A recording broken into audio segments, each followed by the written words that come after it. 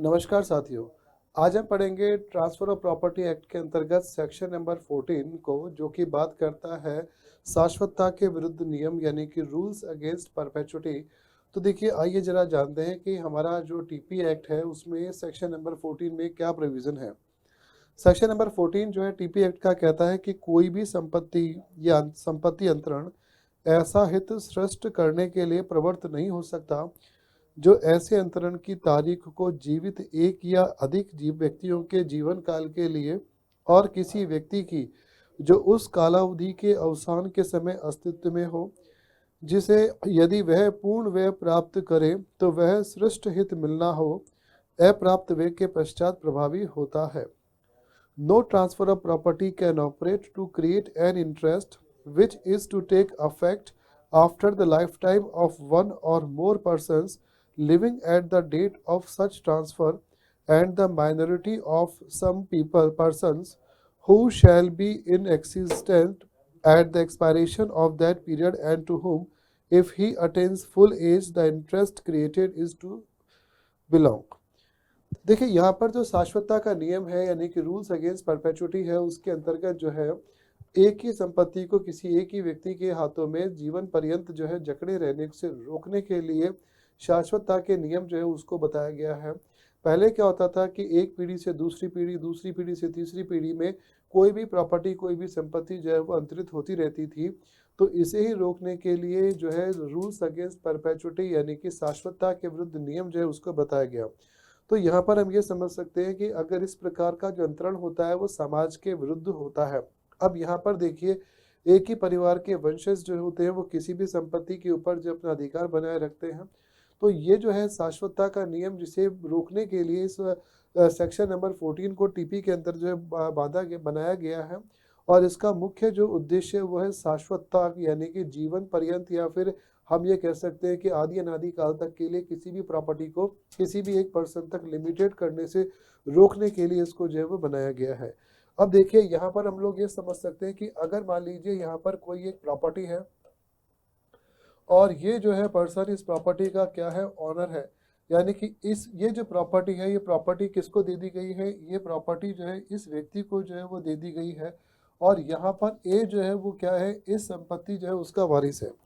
तो यहाँ पर हम लोग ये समझ सकते हैं कि अगर किसी भी संपत्ति को कोई भी व्यक्ति, यानी कि ए जो है वो क्या है, इस संपत्ति का वारिस है, तो यहाँ पर क्या है कि इस व्यक्ति को यहाँ पर ये प्रॉपर्टी उसकी देखरेख करने के लिए दी गई है। तो इस प्रॉपर्टी का मालिक तो कोई और है, लेकिन उसने अपनी प्रॉपर्टी जो है ए को जो है उसके देखरेख करने के लिए, या फिर हम लोग ये देख सकते हैं कि कोई मंदिर है, कोई टेम्पल है, तो इस प्रकार से किसी भी मंदिर या टेम्पल जो है तो उसको जो है किसी अन्य व्यक्ति को जो है वो दे दी गया है। तो यहाँ पर ये मानेंगे, इससे अपन कहते हैं शाश्वतता के विरुद्ध नियम जो है वो कहते हैं।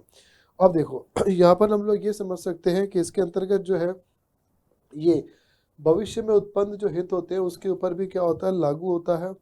अब यहाँ पर देखिए, जो स्वामी जो होगा, ऑनर जो होगा, तो अब यहाँ पर इस संपत्ति का मालिक कौन हो गया, इस संपत्ति का जो स्वामी है वो यहाँ पर ए है।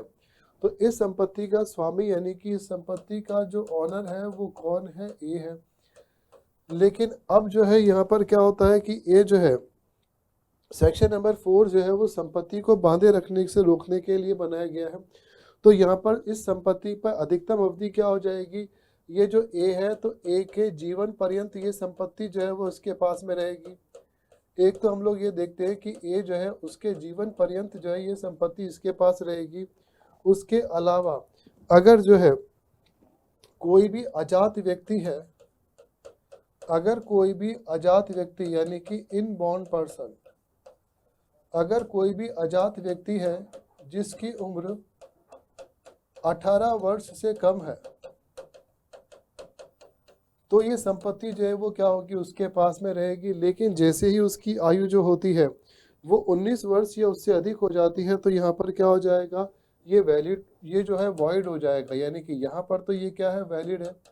लेकिन अगर मान लीजिए यहाँ पर उसकी जो उम्र है, एज है, वो 19 वर्ष या अधिक हो गई, तो उस कंडीशन में ये जो होगा वो क्या माना जाएगा, वॉइड, यानी कि शून्य जो है वो माना जाएगा। अब यहाँ पर देखते हैं कि जो व्यक्ति करार होते हैं, यानी कि जो पर्सनल कॉन्ट्रैक्ट होते हैं या फिर जो विक्रय का करार होता है, उसके अंतर्गत क्या होता है, हित जो होते हैं यानी कि इंटरेस्ट होते हैं, इंटरेस्ट जो है वो ट्रांसफर नहीं होते हैं, इंटरेस्ट क्रिएट नहीं होते हैं, तो उस कंडीशन में सेक्शन नंबर 14 जो है वो एप्लीकेबल नहीं होता। अब देखिए, मंदिर में, किसी भी मंदिर में पुजारी को नियुक्त करना, पुजारी का खर्चा तय करना और पुजारी होता है उसके वारिसों को मंदिर में जो है एक पीढ़ी से दूसरे पीढ़ी की ओर जो है इंटरेस्ट को ट्रांसफ़र करना, हितों को देना जो है इसके अंतर्गत कवर होता है। एक प्रकार का मान्य करार नहीं है। तो सेक्शन नंबर 14 के अकॉर्डिंग इस प्रकार से यदि किसी भी मंदिर के पुजारी को जो है हितों को, इंटरेस्ट को एक पीढ़ी से दूसरी पीढ़ी के लिए ट्रांसफ़र किया जाता है, तो सेक्शन 14 के अकॉर्डिंग जो है इसको जो है गलत नहीं माना जा सकता, जबकि ये जो होगा मान्य करार होगा। इस प्रकार का जो एग्रीमेंट क्या हो जाएगा, मान्य होगा। अब बंधक के जो मोचन होते हैं, तो बंधक के मोचन के अंतर्गत हम लोग ये देखते हैं कि सेक्शन नंबर 14 एप्लीकेबल नहीं होता। जितने भी बंधक के मोचक होते हैं उसमें जो है सेक्शन नंबर 14 जो है वो एप्लीकेबल नहीं होता। तो यहाँ पर सेक्शन नंबर 14 जो है वो इसको अलाउ नहीं करता। अब देखिए, यहाँ पर अपन ये देख सकते हैं कि लोक लाभ के लिए यानी कि पब्लिक वेलफेयर के लिए, तो देखिए लोक लाभ यानी कि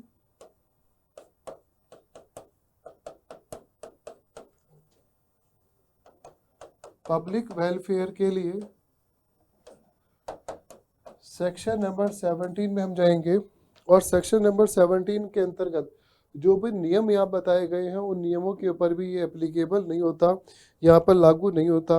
अब यहाँ पर देखिए, ये जो है पारिवारिक बंदोबस्त के जो नियम है उनके ऊपर भी लागू नहीं होता, और उसके अलावा जो पारिवारिक बंटवारा होता है, फैमिली डिस्ट्रीब्यूशन होता है, उसके अंतर्गत भी जो है सेक्शन नंबर 14 जो है वो एप्लीकेबल नहीं होता, यानी कि शाश्वतता के विरुद्ध नियम जो है वो यहाँ पर एप्लीकेबल नहीं होता। अब देखिए, यहाँ पर अपन ये देखते हैं कि जो स्वामी होते हैं, स्वामी की जो शाश्वतता की योजनाएं होती है, वो योजनाएं कैसी होती है, वॉइड मानी जाती है, शून्य मानी जाती है। उसके अलावा जो होते हैं, इन्हें जो है अंतरण के नियमों से बाहर अगर रखा जाता है तो भी यहाँ पर क्या होता है, ये वॉइड होता है, शून्य होता है। तो इस प्रकार से अपन देखते हैं कि टीपी यानी कि ट्रांसफर ऑफ प्रॉपर्टी एक्ट के अंतर्गत जो है शाश्वतता के विरुद्ध नियम बनाया गया है, जो किसी भी संपत्ति को किसी एक व्यक्ति के पीढ़ी से दूसरी पीढ़ी और दूसरी पीढ़ी से तीसरी पीढ़ी में जाने से उसको रोकता है। यानी कि एक ही पीढ़ी किसी एक ही संपत्ति जो है, यानी कि स्थावर संपत्ति यदि किसी एक ही पीढ़ी तक, एक ही व्यक्ति तक जो है वो रहती है, तो उसके जीवन पर्यंत रहेगी, ना कि उसके बाद में उसी को जो है वो दे दी जाएगी। तो इसी को अपन बोलते हैं संपत्ति के विरुद्ध या शाश्वतता के विरुद्ध नियम बोलते हैं, section number 14 transfer of property act में। तो आई होप आप लोगों को ये हमारा आज का लेक्चर बहुत अच्छा लगा होगा। हम फिर मिलेंगे। नमस्कार।